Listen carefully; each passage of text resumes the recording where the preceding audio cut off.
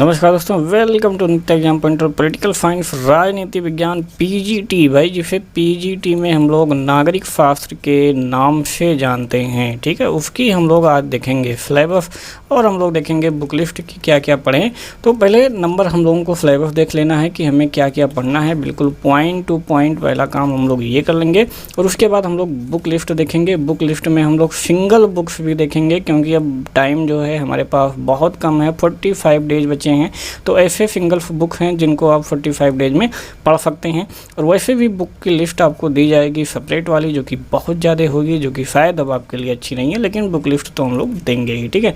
चलिए, तो पीजीटी के लिए हम लोग सिलेबस देखते हैं बारीकी से और बुक देखते हैं क्या क्या हमें पढ़ना है। तो जो एग्ज़ाम होगा भाई वो रिटन होगा, 125 क्वेश्चन होंगे, 4 मार्क के होंगे, यानी कि कुल मिलाकर के टोटल 500 मार्क आपका हो जाएगा। शिक्षा मित्रों के लिए इसमें 465 मार्क केवल चाहिए और कुल ये 500 अंकों का होगा। 2 घंटे की आपको समय दिया जाएगा। तो कुल मिलाकर के अभी से हम लोग देखें तो हमारे पास 45 डेज सेफ हैं। तो हमें जो है क्या करना है, पाठ्यक्रम के अकॉर्डिंग जो है हमें अपनी तैयारी स्टार्ट कर देनी है। तो पहले नंबर देखेंगे हम लोग राजनीतिक सिद्धांत। तो राजनीतिक सिद्धांत में राजनीतिक शास्त्र देखेंगे। राजनीतिक शास्त्र की पहले परिभाषा देना है, विषय क्षेत्र क्या है, अध्ययन पद्धतियाँ जो भी जितने प्रकार की हैं वो सारी चीज़ें देखनी है। तो इसमें 3 चीज़ें हमें पढ़नी है नागरिक शास्त्र में। राज्य में हम आएंगे तो राज्य की परिभाषा क्या है, तत्व क्या है, और राज्य की उत्पत्ति के जो अलग अलग सिद्धांत हैं लोगों ने दिए हैं कि राज्य की उत्पत्ति क्यों हुई, कैसे हुई, वो आपको पढ़ने हैं। राजनीतिक अवधारणाएँ पढ़नी है। संप्रभुता में अगर हम आते हैं तो संप्रभुता में हम लोग देखेंगे संप्रभुता का अर्थ क्या है, प्रमुख विशेषताएँ क्या हैं और प्रभुता के कितने प्रकार होते हैं। एकलवादी और बहुलवादी सिद्धांत भी हम इसमें पढ़ेंगे। कानून में आएंगे तो कानून की परिभाषा क्या है, कानून के स्रोत क्या हैं, कानून और नैतिकता क्या है, स्वतंत्रता, समानता, अधिकार, न्याय, ये सारी चीज़ें हम लोग पढ़ेंगे। राजनीतिकवाद में जब हम प्रवेश करेंगे तो वहाँ पर व्यक्तिवाद पढ़ेंगे, उदारवाद पढ़ेंगे, प्रत्ययवाद पढ़ेंगे, अराजकतावाद पढ़ेंगे, फांसीवाद पढ़ेंगे और वैज्ञानिक समाजवाद, प्रजातंत्र और अधिनायक तंत्र, ये सारी चीज़ें हम राजनीतिकवाद में पढ़ेंगे। राजनीतिक दर्शन में हम लोग आएंगे तो राजनीतिक दर्शन में पाश्चात्य में देखेंगे तो प्लेटो को पढ़ना है, अरस्तू को पढ़ना है, हाफ लाक रूसो और मॉन्टेस्क्यू को पढ़ना है, जे.एफ. मिल को पढ़ना है, कार्ल मार्क्स को पढ़ना है, लेनिन को पढ़ना है, माओ त्से-तुंग को पढ़ना है। उसके बाद इंडियन में हम लोग देखेंगे तो मनु हैं, कौटिल्य हैं, गांधी हैं, नेहरू हैं, डॉक्टर अंबेडकर हैं, लोहिया हैं और जयप्रकाश नारायण हैं। इनके राजनीतिक दर्शन पढ़ने हैं। तो जितने ये टॉपिक यहाँ पर दिए गए हैं ये फिक्स हैं, इन्हीं फिक्स को ही पढ़ना है। इसके अलावा आपको एक भी टॉपिक जो है अलग से नहीं पढ़ने हैं। तो इसमें हम लोग देखेंगे कि पाश्चात्य में और भी बहुत सारे आपके बुक में दिए होंगे, तो ये आप टिक लगा लीजिए कि हमको किसको पढ़ना है। भारत में भी जो भारतीय विचारक हैं उनमें भी बहुत सारे दिए होंगे, तो आप यहाँ से टिक लगा लीजिए कि पीजीटी के लिए हमें क्या क्या पढ़ने हैं। अब आते हैं हम लोग कंपैरेटिव पॉलिटिक्स, तुलनात्मक राजनीति में।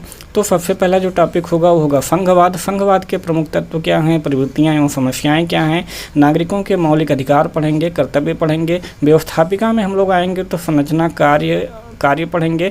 कार्यपालिका में हम लोग आएंगे तो यहाँ संरचना पढ़ेंगे, अधिकार और स्थिति पढ़ेंगे। न्यायपालिका में हमें संरचना, कार्य और स्वतंत्रता पढ़ना है। नौकरशाही में हमें कार्य, महत्व और प्रतिबद्धता और तटस्थता पढ़ना है। निर्वाचन पद्धति हम लोग पढ़ेंगे और उसमें देखेंगे कि निर्वाचन पद्धति की समस्याएं क्या क्या हैं और समाधान क्या क्या हैं। राजनीतिक दल में हम लोग पढ़ेंगे दल और दबाव समूह, ठीक है, दल और दबाव समूह पढ़ेंगे तथा लोकमत पढ़ेंगे। और उपयुक्त अवधारणाओं का जो अध्ययन करना है, क्योंकि ये कंपैरेटिव पॉलिटिक्स है, ठीक है, तुलनात्मक, ये सारी चीज़ों का तुलना करना है। और किसके किसके रिस्पेक्ट में, तो भारत हो गया, ब्रिटेन हो गया, संयुक्त राज्य अमेरिका हो गया, फ्रांस हो गया और चीन हो गया, ठीक है।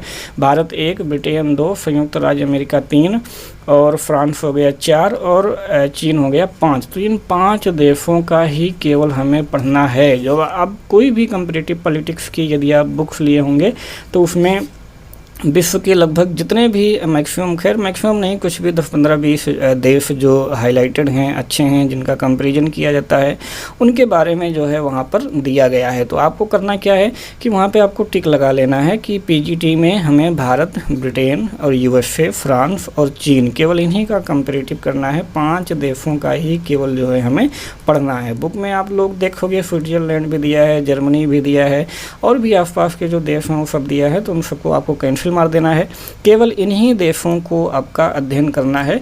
तो इससे आपका आसान हो जाएगा, टाइम भी बचेगा और आप बिल्कुल राइट टॉपिक पे रहेंगे। अंतर्राष्ट्रीय राजनीति में हम लोग पहुँचते हैं। तो सबसे पहले हम लोग देखेंगे कि जो अंतर्राष्ट्रीय राजनीति है उसके सिद्धांत और व्यवहार क्या क्या हैं। ठीक है, सिद्धांत और व्यवहार में हम लोग देखेंगे प्रमुख अवधारणाएं, शक्ति संतुलन ये पढ़ेंगे, सामूहिक सुरक्षा ये देखेंगे, राष्ट्रीय हित देखेंगे, प्रमुख प्रवृत्तियां देखेंगे। प्रमुख प्रवृत्तियां में हम लोग शीत युद्ध देखेंगे, तनाव देखेंगे, शैथिल्य क्या होता है, असंगठितता आंदोलन जिसे नैम कहते हैं वो देखेंगे। अंतर्राष्ट्रीय संस्थाएं और संगठन में जब हम लोग प्रवेश करेंगे तो यहाँ संयुक्त राष्ट्र संघ देखेंगे और उसके जितने भी अभिकरण हैं, अंग हैं वो देखेंगे। हमें आसियान पढ़ना है, सार्क पढ़ना है। प्रमुख मुद्दे में हम लोग आएंगे तो वहाँ पे देखेंगे निशस्त्रीकरण क्या होता है उसको देखना है, नौ अंतर्राष्ट्रीय वो देखना है और आर्थिक व्यवस्था ये देखना है, उत्तर दक्षिण वार्ता ये देखना है, दक्षिण सहयोग ये देखना है, तृतीय विश्व युद्ध की जो अवधारणा है उसको पढ़ना है और समस्याएं उसकी क्या है ये पढ़ना है। विदेश नीति में जब हम लोग प्रवेश करेंगे तो यहाँ पर भारत और यूएसए, रूस और चीन यहाँ पर 4 हैं, 1 2 3 और 4। यहाँ फ्रांस हट गया है तो आपको फ्रांस का जो विदेश नीति है, फ्रांस की विदेश नीति नहीं पढ़नी। जबकि कंपैरेटिव में हम लोग देखे थे कि वहाँ पर फ्रांस था, यानी फ्रांस के जो संविधान है वहाँ का भी हमें कंपैरेटिवली अध्ययन करना है। लेकिन विदेश नीति में हम लोग आएंगे तो भारत हो गया, यूएसए हो गया, रूस हो गया, चीन हो गया। केवल इन्हीं की विदेश नीति, 4 देशों की विदेश नीति पढ़नी है। तो आप 4 देशों को टिक लगा लीजिएगा बुक में, केवल यही पढ़नी है, बाकी सब छोड़ देना है। भारतीय लोक प्रशासन में जब हम लोग पहुंचेंगे इस सेक्टर में तो सबसे पहले हम लोग सिद्धांत और व्यवहार देखेंगे। प्रशासकीय व्यवहार में हम लोग देखेंगे निर्णय करना क्या होता है, नेतृत्व के सिद्धांत क्या होते हैं, संप्रेषण कम्युनिकेशन क्या होता है, अभिप्रेरणा क्या होता है, संगठन की संरचना क्या होती है, मुख्य कार्यपालिका सूत्र स्टाफ क्या होते हैं, सहायक अभिकरण क्या होते हैं, विभाग में निगम और स्वतंत्रता नियामकीय आयोग देखेंगे, कार्मिक प्रशासन देखेंगे, नौकरशाही, भर्ती, प्रशिक्षण, पदोन्नति, प्रशासन में स्वचालितता, उत्तरदायित्व और नियंत्रण के अंतर्गत हम लोग देखेंगे संसदीय नियंत्रण के अस्त्र के रूप में बजट ये पढ़ना है। प्रशासन पर जो विधायकीय नियंत्रण है या उत्तरदायित्व है वो क्या है, कार्यपालिका एवं न्यायपालिका का नियंत्रण हमारे देश में कैसे है और प्रशासकीय जो सुधार हुए हैं वो इनके बारे में हमें देखना है। ठीक है, तो ये आपके कुछ गिने चुने टॉपिक हैं। अब आप लोगों के पास टाइम कम है तो बिल्कुल आप लोग टॉपिक जो है यहाँ पर नोट करिए और जो आपकी बुक है बुक को उठाइए और टॉपिक को देखते हुए आप वहाँ पर टिक लगाइए कि हाँ हमें ये चीज़ें पढ़नी है, ये चीज़ें रिवाइज करनी है। अब हम लोग आते हैं बुक्स पे। तो बुक्स में सबसे पहले हम लोग देखेंगे सिंगल बुक। भाई कौन सी ऐसी सिंगल बुक है जिसमें ये सारे टॉपिक जो है बड़े आराम से मिल सकते हैं और अच्छी तरीके से मिल सकती हैं। तो सबसे फर्स्ट नंबर पे जो प्रेफरेंस है भाई कि सबसे अच्छी बुक सिंगल में कौन है, तो हमारे हिसाब से वो है आरोही पब्लिकेशन की आती है, आरोही पब्लिकेशन की राजनीति विज्ञान। इसमें आपके पीजीटी के जो जितने भी सारे टॉपिक हैं वो आपको बड़ी अच्छी तरीके से मिल जाएंगी। और इसकी खासियत ये है कि ये काफ़ी हद तक इसमें विस्तृत दिया है, वन लाइनर नहीं है कि आपको कुछ समझ में ना आए, तो काफ़ी विस्तृत भी करके दिया है तो चीज़ें आपके समझ में भी आएंगी। तो अगर आप सिंगल बुक लेना चाहते हैं तो बिल्कुल आप आरोही पब्लिकेशन लीजिए और 45 डेज में जो है आप इसको पढ़ सकते हैं। ठीक है, चलो दूसरा नंबर पे जो प्रेफरेंस है भाई, सेकंड नंबर पे वो है राजेश मिश्रा सर की बुक है राजनीति विज्ञान अध्ययन, स्पेशली टीजीटी पीजीटी के लिए बनाया जाता है। इसकी खासियत क्या है कि ये वन लाइनर जो है इसमें ज़्यादा है। ठीक है, ज़्यादातर इसमें वन लाइनर भरे हुए हैं, लेकिन वन लाइनर में क्या है कि जो मोस्ट इम्पॉर्टेंट जो है आपके टॉपिक्स हैं या लाइन्स हैं या पॉइंट्स हैं उन्हीं को यहाँ पर दिया गया है। तो अगर आप रट्टा मारने के शौकीन हैं या आप पढ़ चुके हैं, आपको रिवीजन करना है, तो ये बुक आपके लिए अब बहुत परफेक्ट रहेगी। उसके बाद हम लोग देखते हैं थोड़ा सा और लोअर में आते हैं तो ये जो है अर्जुन सिंह की नोट्स है, बहुत ही सिंपल जो है भाषा में लिखी गई है जो कि आपको अच्छी तरीके से समझ में आएगी। कंटेंट थोड़ा सा इसमें जो है वो कम है। ठीक है, कंटेंट थोड़ा इसमें से कम किया गया है। तो ये रही हमारे थर्ड नंबर की प्रेफरेंस। ठीक है, तो आप इस प्रकार से सिंगल बुक ले सकते हैं। सेपरेट बुक में देखेंगे तो सेपरेट बुक आई थिंक आपके पास पढ़ने का टाइम नहीं है, क्योंकि 7-8 बुक्स जो है आप अब नहीं पढ़ सकते हैं, ठीक है। तो ये बुक अगर आप लेना चाहते हैं तो ले लीजिए, आपके आगे काम आएगा, ठीक है, आगे काम आएगा। लेकिन इस समय आपके ये काम नहीं आ सकता।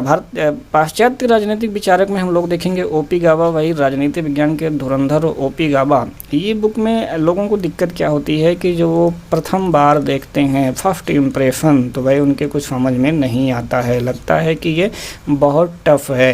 लेकिन ऐसा कुछ नहीं है भाई, उसमें दिमाग लगाओ, मन लगाओ, 2-4-10 पेज पढ़ो तो कायदे से पढ़ोगे तो बिल्कुल इसके साथ थोड़ा सा टाइम बिताओगे तो लगभग जो है एक दावा है कि आपको जो है काफ़ी अच्छी चीज़ें यहाँ पे समझ में आ जाएंगी, ठीक है।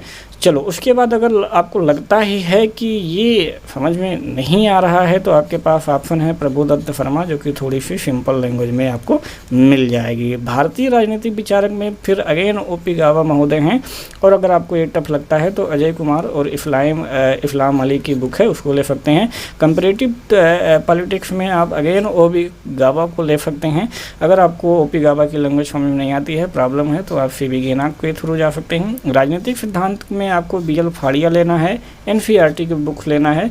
NCERT में 11 + 12 2-2 4 बुकें हैं, ये आपको चारों पढ़ लेना है, ठीक है, संविधान छोड़ करके, बाकी आपको 3 बुक पढ़ लेनी है। स्वतंत्र भारत में राजनीति ये कक्षा 12 का ही है। समकालीन राजनीतिक सिद्धांत आपको BL फाड़िया लेनी है। अंतर्राष्ट्रीय राजनीतियों संबंध में आए तो ये आपको BL फाड़िया पढ़ लेनी है, और ज़्यादा पढ़ना चाहते हैं तो पुष्पेश पंत या JN दीक्षित में से कोई भी ले सकते हैं, लेकिन केवल आप BL फाड़िया लीजिए, आपका काम हो जाएगा। भारतीय राजनीति एवं शासन जो है वो भी आपको BL फाड़िया का लेना है, और लोक प्रशासन ये भी आपको BL फाड़िया का लेना है। या फिर यूँ कहें कि भारत में लोक प्रशासन यदि आपको अलग से बुक पढ़नी है तो सुरेंद्र कटारिया की एक बुक आती है, वो आपको लेके पढ़ लेना है फटाफट, ठीक है। तो ये रहे आपके सेपरेट बुक्स। अब आती है कि प्रैक्टिस किससे करें। तो अगर आपने जैसे पढ़ लिया है या आपके पास लगता है कि बहुत कम टाइम है, हम सिंगल बुक भी नहीं पढ़ सकते हैं, तो सिंगल बुक भी नहीं पढ़ सकते हैं, तो उसके लिए भैया क्या करो कि आप घटना चक्र की आती है नागरिक शास्त्र TGT PGT, यही आप बार बार प्रैक्टिस कर डालो, यही आप बार बार प्रैक्टिस कर डालो। और ये जो यूथ कंपटीशन की बुक है ये बहुत मोटी बुक है, ठीक है, बहुत मोटी बुक है, कम से कम 1000+ पेज हैं इसमें। और इसमें क्या है कि जितने भी एग्ज़ाम हुए हैं TGT PGT GIC ये वो XYZ सब के इसमें जो है प्रश्न ला करके ठूस के भर दिए गए हैं। तो इतने प्रश्न अगर आप सॉल्व कर लेते हैं तो जाहिर सी बात है कि आपको बहुत ज़्यादा मदद मिलने वाली है। तो इन दोनों में से आप कोई भी अपने हिसाब से आप प्रैक्टिस सेट ले सकते हैं। चलिए तो ख़त्म करते हैं आज का हमारा जो PGT का जो सिलेबस था और जो हमारे द्वारा कुछ सुझाए गए बुक्स थे। तो कैसा लगा ये वीडियो, बिल्कुल अगर अच्छा लगा हो तो वीडियो को लाइक कर दीजिएगा, शेयर भी कर दीजिएगा दोस्तों के साथ। चैनल सब्सक्राइब नहीं किए हैं तो भाई सब्सक्राइब जरूर कर लीजिएगा, अगला वीडियो जल्द ही आएगा। Thanks for watching. जय हिंद, जय भारत।